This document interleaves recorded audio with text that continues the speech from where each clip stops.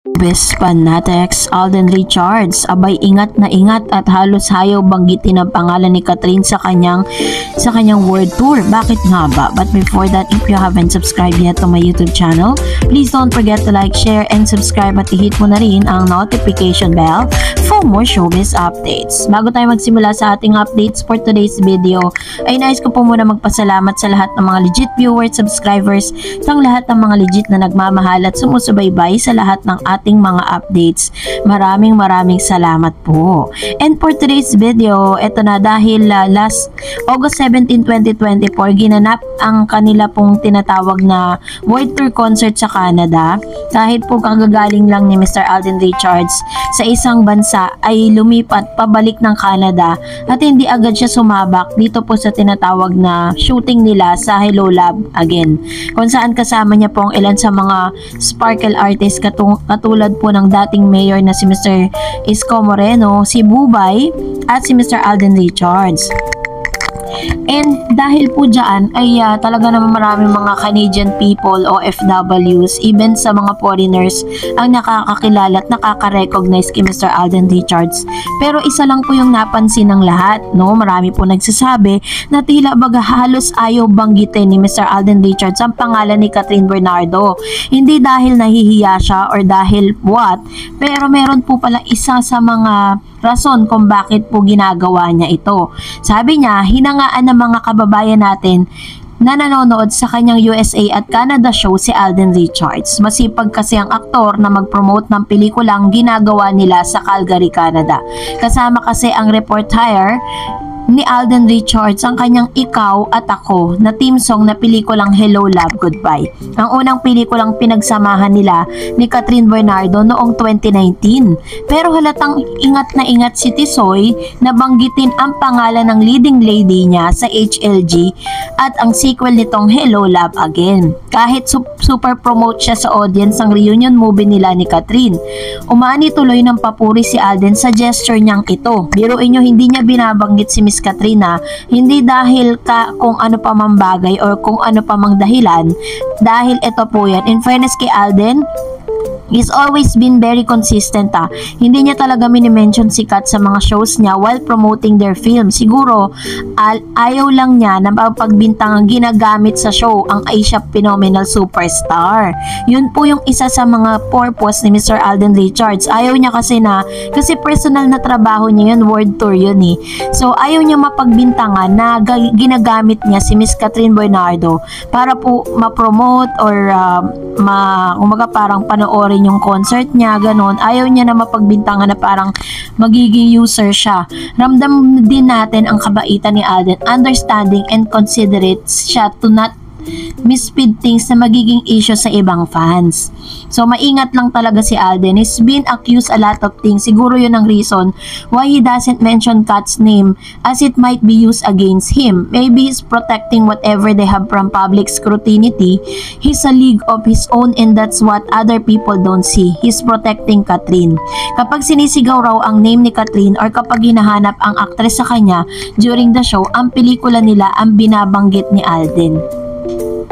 Tama rin naman ang ginagawa ni Alden para patunayan sa publiko na sincere ang kanyang panliligaw at pakikipagkaibigan sa ex-girlfriend ni Daniel Padilla at hindi niya ito ginagamit para pag-usapan lang siya gaya ng madalas na iba tong hanas sa kanya ng ibang netizen. Napagbibintangan kasi si Mr. Alden Richards na kapag po meron siyang mga shows or meron siyang mga ganap, lalo na ngayon mainit pong pinag-uusapan ng Kat din, ayaw niya po na mapagbintangan or parang laging sinasabi sa kanya na ginagamit daw ni Alden Richards si Kathryn. Well anyways, bigay po natin yan kay Mr. Alden kasi even kahit naman po hindi niya naging kapartner or even without Kathryn Bernardo, and may mga projects at may mga movies din naman talaga siya na kumikita, katulad po ng huling movie nila, katulad po kay Miss Julia, diba? Talagang kumita po yun ng bongga at talagang sobrang pasasalamat ni Mr. Alden Richards for that. And isa yan sa mga ingat na ingat at sabi nga ng ilan, talagang ganito niya pinoprotektahan si Miss Kathryn Bernardo para hindi niya para gamitin ang isang Kathryn, no? Nangangahulugan lang talaga na very sincere at sobrang sobra yung kanyang respeto na ibinibigay with Miss Catherine Bernardo. So yan sa mga dahilan kung bakit sobrang hinangaan siya ng mga OFW and Canadian people. Although talagang sa bawat lakad niya, sa bawat world tour niya, talagang hindi niya pwedeng hindi banggitin yung kanilang movie na Hello Love Again, dahil isa rin yun sa mga pwedeng platform or strategy to promote their own movie.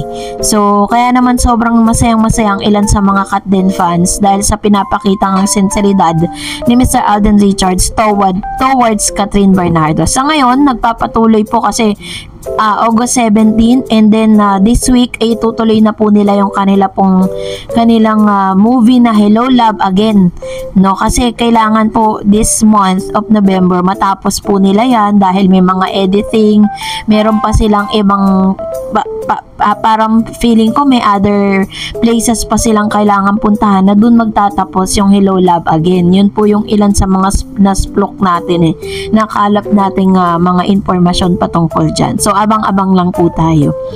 And for that, narito naman ang ilan sa mga komento po ninyo or reaction patungkol naman sa ating latest updates. So magbasa po tayo ng inyo pong mga reaction at komento. Unahin po natin ang komento mula kay Ma'am si Elena Galgo. Ano ang masama noon? Hindi naman nakita talagang ganyan ang suot. Tumigil na kayo sa kakabash, inggit, pikit lang yon ang ginagawa ng mga modelo at silang nag-aayos para ma-attract ang mga tao. Kung mag-model ka na parang Maria Clara, walang bibili ng mga itim. Sorry, mag-iisip ng maluwag. Ano yun? So, tama naman, diba? Kasi parang yung produkto kasi o yung mga sinusuot nila is base po dun sa tema na kanilang ini-endorso. Kung ini-endorso po nila is damit, kailangan medyo magpapakita ng konting skin kasi kasama yan sa strategy Sabi naman ng isang user, kung pinsan ko nanonood ng pelikula ni Joshua, natawa siya habang nagkukwento siya, tinanong ko bakit siya natatawa. Kasi wala raw tao, tsaka akala niya maganda yung story, hindi daw maganda. Binibidyo niya yung loob ng sinihan, walang tao, mga ilan lang daw sila sa loob. Hindi siya nasatisfied sa napanood niya. Kung maganda daw sana, ulitin niyang panoorin kaso hindi siya nasatisfied. Kaya nagtanong siya kung paanong kumita ng 20 million ng unang araw ng movie ni Joshua. Ang hinala ko po dyan, ginagawa rin kasi yan ng mga malalaking mga network just to prove na talagang kumita kasi pang hype, 'di ba? Talagang ine-exaggerate nila yung nagiging resulta para ngayon nagkakaroon ng curiosity sa mga tao na wait nga lang, tingnan natin kung bakit kumita to ng 20 million sa kanyang first day. Ginagawa po talaga yan, kumbaga parang dinadaya nila yung nakuha na unang araw para talagang magkaroon ng curiosity yung manonood. Ganun po yung ginagawa nila. Tulad ng sinabi nitong isang user natin, kung totoo talaga to na wala nang talagang tao, as of this moment, kumita na po ng 100 millions yung movie po ng Just Leah. Sabi naman ng isa pang user, once lang kumita ng malaki ang pelikula ni Julia compared agad kay Kat na lahat ng pelikula kumikita na. Kahit anong gawin ni Julia, hindi niya abutin ang lahat ng success ni Kat. Don't compare sa kahit kaninong celebrity kay Catherine. Hindi na may higitan si Kat. Ayan, totoo naman, lahat naman talaga ng pelikulang ginawa ni Miss Catherine Bernardo, meron man siyang collab team or solo era siya, talagang kumikita. Kaya natin compare parang pilit kasing dinidethrone si Miss Catherine Bernardo ng ilang mga bashers, tapos kinukumpara pa kay Miss Julia Barreto na parang inaalis nila si Miss Catherine. I don't know bakit gano'n Sabi pa ni Miss Virgie, hi Ma'am Dors, thanks again for your updates. God bless you always. Grabe naman ang pagkumpara nila kay Miss Catherine and Julia. Bangit ngayon lang naman kumita si Julia kasi kasama niya sa movie ang ex niya at may kalandian ng movie nila. Wala pa rin matatalo kay Miss Catherine. Si Julia, ang dami nagsasabi na suplada siya at mga Barreto, talagang hindi sila good impluensya sa mga ibang tao kasi nga nagsisiraan nga yan at matataas ang kanilang pride. Kaya ang naman issue dito Ma'am Shiberji, yung issue po ng pamilya nila, talaga nagkaroon sila ng misunderstanding magkakapatid at sa burol mismo ng kanyang ama ay nagsasampalan sila doon, nagsasakitan sila. Pero kay Miss Julia naman, according sa ilang mga source, akala lang ng marami parang mataray, ganun. Pero kapag nakilala mo siya, is rin siya, parang game na game din siya, no? Sabi pa niya, kaya lahat ng pareto, wala akong gusto sa kanila, Ma'am Dars. Eh, yung movie ni Barbie at David, kumita rin ba? Anyway, God bless Miss Catherine and Alden. We love you, Miss Cat. Don't worry, mga naninira sa'yo. We are here. Millions pa rin ang nagmamahal sa'yo. Dahil you are such a good person. Cut then forever. Ayan. Tama naman si Ma'am Shibergy. Pero, isa-search ko po kasi parang hindi na pag-usapan yung movie ni Barbie at ni David eh. Sabi ni Jewelyn Pahut, thank you so much Miss Darren sa lagi kong pag-update about Kat din. Swerte sila sa isa't isa, family-oriented, cool at super bait. Sana tigilan na nila ang pangbabash kay Kat. Siya ang iniloloko, siya pa lumalabas na may kasalanan, which is very true. Maawa naman kayo kay Kat. Tigilan na niyo siya at yayaman na lang kayo kung anong meron sa kanila ni Alden. Soon sila na mismo ang magsasabi sa inyo kung anong relasyon nila ni Kat. Ayan, so yun nga yung dapat nating abangan kasi katulad na sinasabi ko sa inyo, parang it's not the right time para po aminin yan during the movie kasi yun yung mga lumalabas ngayon sa social media pinapahype daw ang ligawan ni Catherine at ni Alden dahil may movie silang ginagawa.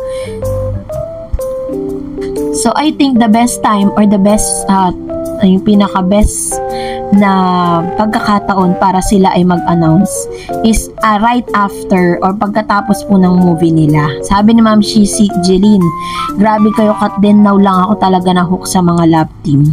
Sabi ni Ma'am Shi Daisy, hello Miss Star Eds, thank you again for reading my comments at sa pag-update sa amin. Ang Kat din, may God bless us, mababait tayo yan. Sabi ni Ma'am Shelina Pagay, nakakaiyak daw yung shooting nila Miss Darreds. To my opinion, exciting, super duper exciting. Baka di pa yan ending Miss Darreds, baka may kasunod pa yan, sana meron pa till dumating yung time nila na mag-settle down na sila. Oo nga pero I think kapag tapos po ng movie na ito, bibilang na naman yan ng sa bagay, pwedeng masundan pa yan. Kasi sabi nga, strike when the iron is hot, diba? Hanggat sa pinag-uusapan pa sila, hanggat ang dami pang mga sumusuporta sa kanila, pasayahin nila ng pasayahin yung mga supporters nila. Ganun dapat.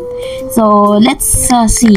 And of course, sabi pa niya, Mr. Eds, huwag po mo nila o kumpara ang movie ni Julia ngayon sa movie nila ni Kat noon. Kasi si Catherine solo era, si Julia may kalab team. Saka 2023 pa yon. Ang movie ni Kat dito natin malalaman sa HLA kasi pareho silang love team dyan. Malalaman kung sino talaga ang magaling. Yun. So, may lumabas na po kasing mga data ngayon sa ika-4 na araw is naka 100 millions na ang Joslia. Samantalang mamaya po i-discuss natin yan with other updates And that's it for today. For more videos and updates, please don't forget to like and subscribe. And please don't forget to follow my Facebook page, Dar Eds TV. God bless everyone.